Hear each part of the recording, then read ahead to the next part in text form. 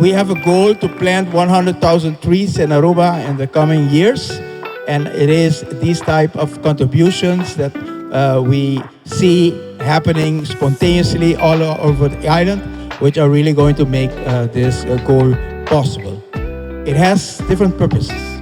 One is to make Aruba greener, nicer, more vegetation, more shade, naturally better ambience for all of us to live in our island.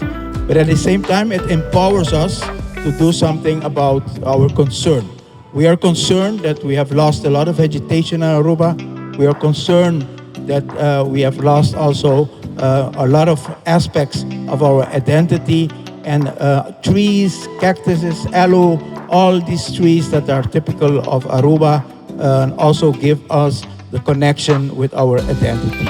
And having the community in this way participating shows that there are a lot of people willing and committed to make a difference on our island, and especially also here in San Nicolas.